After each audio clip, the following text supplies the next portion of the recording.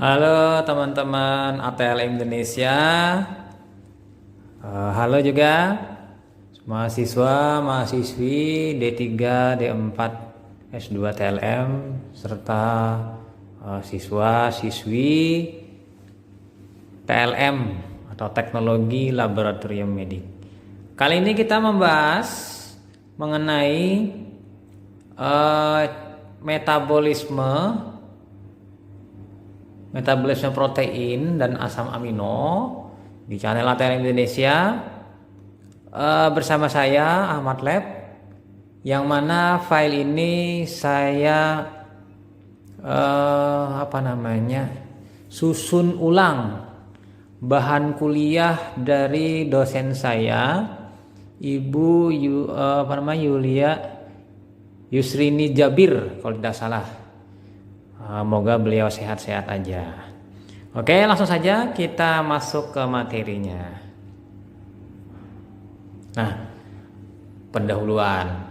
Pada prinsipnya protein itu tersusun dari peptida, dan peptida tersusun dari asam amino.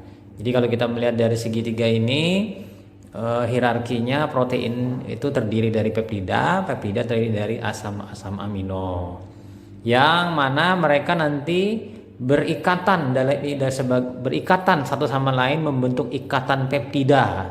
Ikatan peptida ini dipolimerkan maka terbentuklah sebuah protein. Oke, lanjut lagi kita. Ini sifatnya materi perkuliahan umum mengenai protein. Nah, fungsi protein di sini sebagai jaringan penunjang, yaitu kolagen, ion channel, dan prealbumin. Sementara transport senyawa kimia dalam tubuh itu contohnya adalah hemoglobin. Untuk proteksi tubuh itu imunoglobulin. Sementara kontrol dan regulasi tubuh dijalankan oleh hormon. Contohnya adalah insulin. Sementara untuk katalisis dilakukan oleh enzim. Untuk pergerakan contohnya adalah miosin. Dan cadangan energi adalah protein otot. Nah, ini fungsi protein. Kalau kita hitung ada 7 fungsi protein. Kita pindah lagi. Nah, ini kalau kita melihat gambarnya itu ada nukleus katabolit aktivator protein. Kemudian itu ada lagi DNA, nukleosom, alkohol dehidrogenase, sitoplasmik, glutamin sintetase, ion channel, blood, kolesterol, glukosa, water, insulin, somatotropin, prealbumin, imunoglobulin G, eritrosit, hemoglobin, kolagen triple helix, miosin, dan F-aktin, yang mana hampir semuanya ini ada terkait dengan protein sebagai senyawa gabungan dengan protein. Jadi protein itu tersebar di berbagai tubuh kita dalam bentuk-bentuk yang berbeda-beda, dalam bentuk produk yang berbeda-beda. Nah, sekarang kita pindah ke metabolisme protein. Protein yang masuk dan keluar, jadi ada yang masuk, ada yang keluar dari tubuh kita diusahakan seimbang. Nitrogen balance, nanti ada keseimbangan nitrogen antara yang masuk dan yang keluar, dan antara yang disintesa dan di katabolisme. Protein mengalami degradasi ini penghancuran atau perusakan atau perombakan lah bahasa yang lebih ideal, dan sintesis dibentuk terus menerus dalam jumlah yang hampir sama, ada keseimbangan nanti. Nah, ini antara sintesis, degradasi itu adalah sebuah keseimbangan yang terjadi di dalam tubuh kita, jasa ternik juga. Nah, kemudian ini protein metabolisme overview. Kita bisa melihat di sini di gambar, dimulai dari food, digesti, dicerna, kemudian ada asam amino. Di dalam usus protein itu 50 gram per hari diresorpsi, kemudian terbentuklah asam amino full. Nah, Pirufat, fosfoenol pirufat, ini ada lagi yang lain, ini de novo sintesis, yang mana ada proses asam amino itu ditranslasi, folding, maturasi, lalu fungsional protein. Jadi di sini ada proses tahapan-tahapannya, marking, degradating, degradation. Nah, ada lisosom, peptid, proteosom. Kemudian ada degradation lagi 50-100 gram per hari. Ekses amino acid.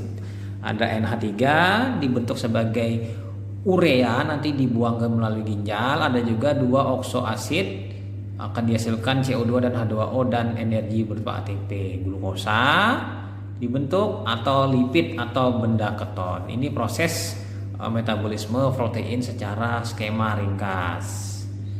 Oke, lanjut lagi kita teman-teman ATL Indonesia. Pemasukan protein. Jadi pemasukan protein itu pada prinsipnya kita lebih banyak dari makanan. Jadi makanan, kemudian dari makanan ini sudah didegradasi, dihancur, dirombak oleh enzim pencernaan, nanti akan terbentuk asam amino, lalu oleh tubuh disusun kembali, sintesis asam amino.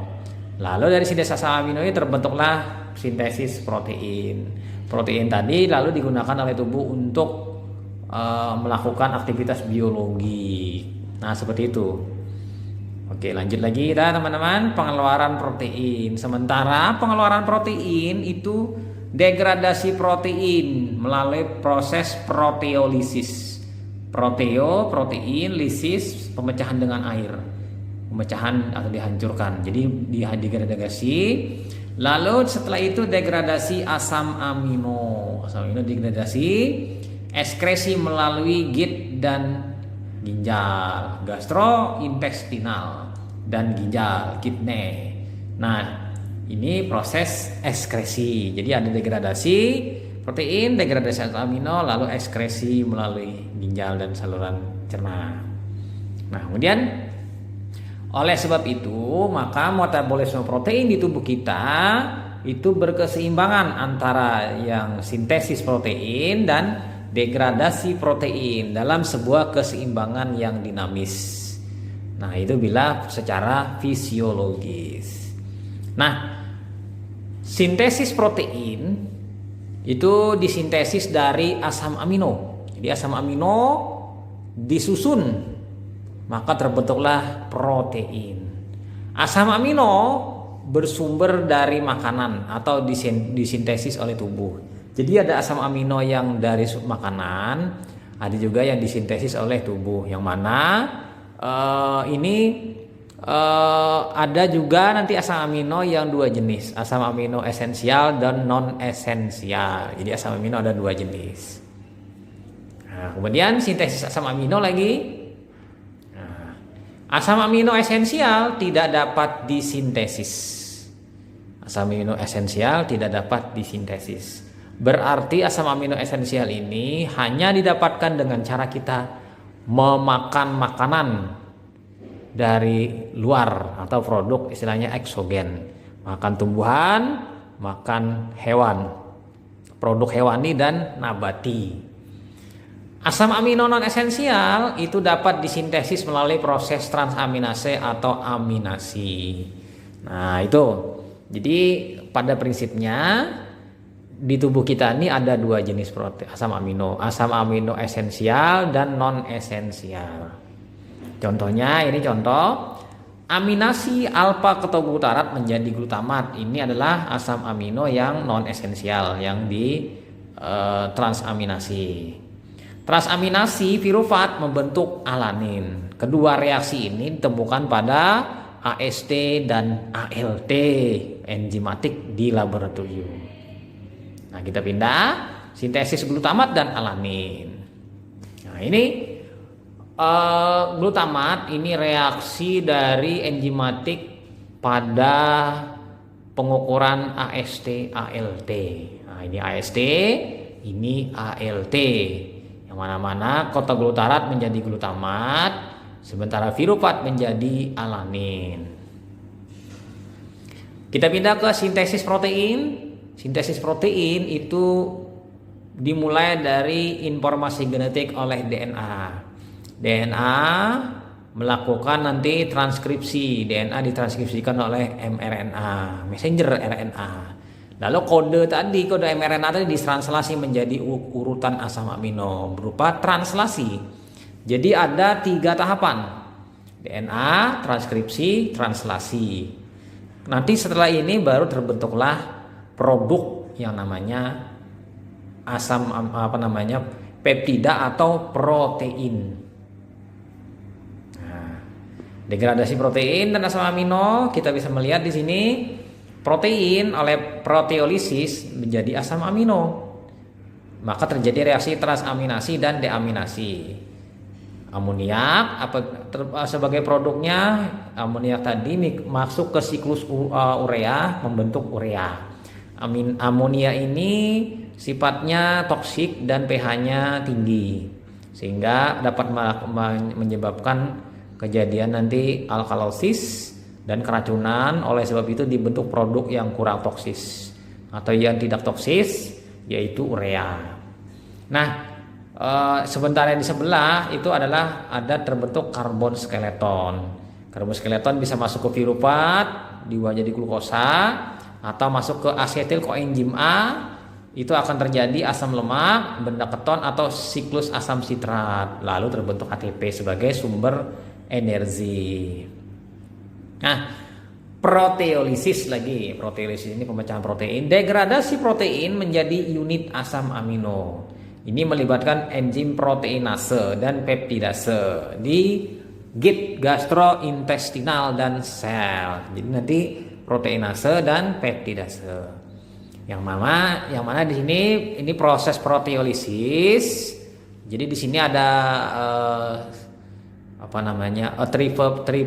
tripeptida.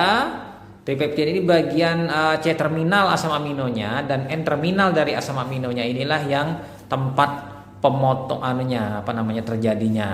Nah, di sini lalu kita lihat ada gambar R-arsir di ujungnya itu.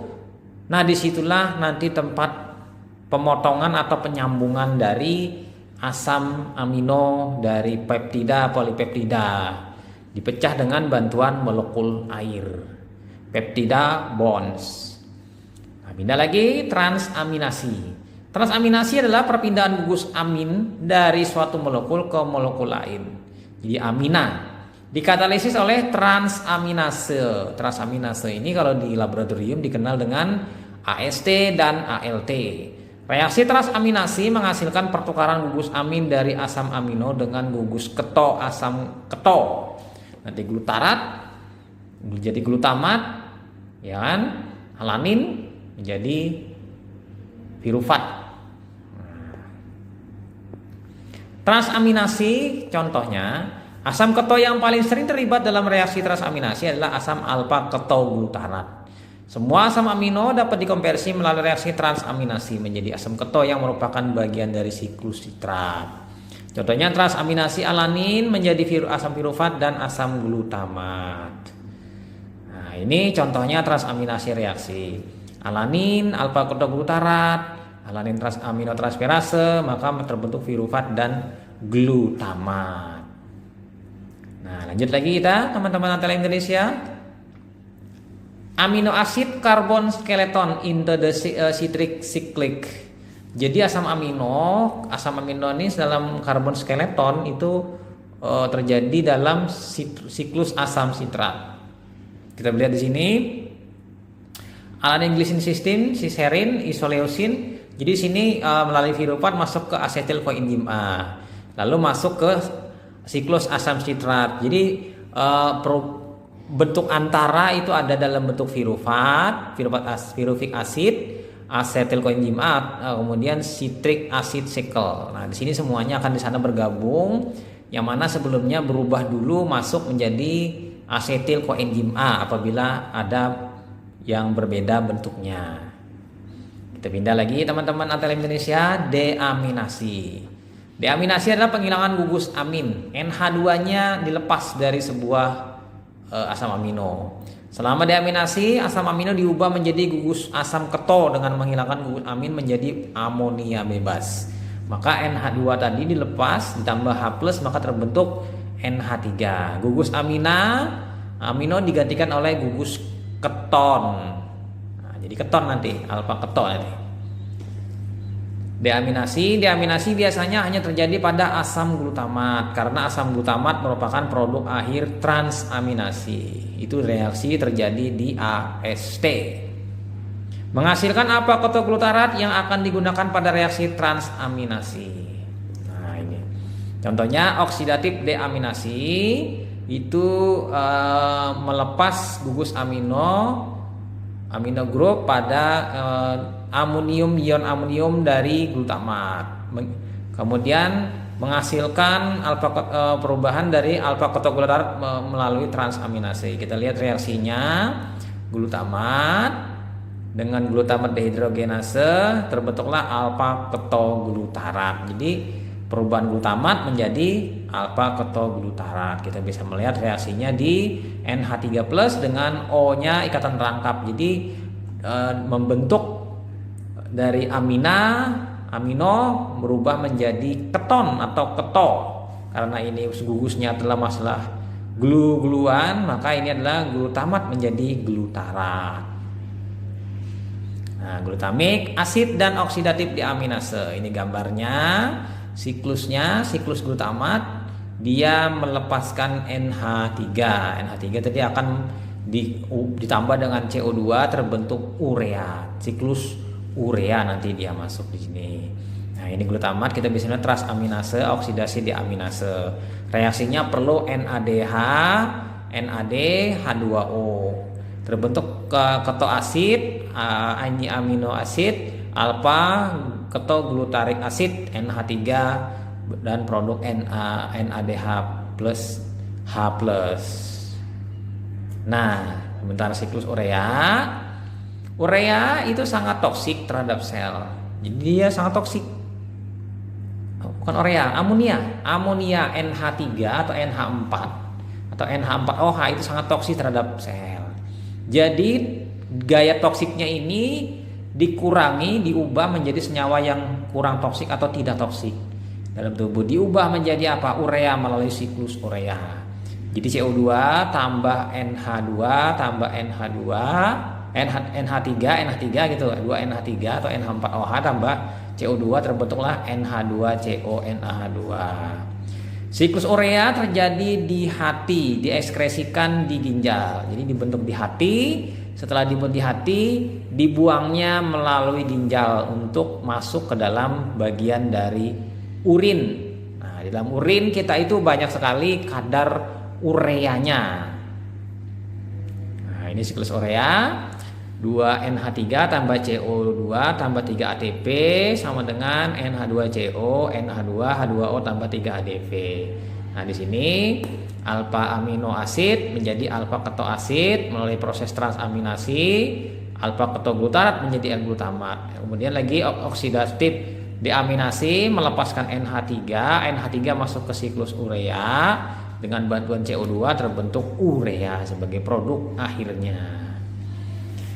Nah, ini kepustakaan ada 1, 2, 3. Nah, ini. Itu saja teman-teman. Semoga bermanfaat. Sampai jumpa di video selanjutnya. Bye.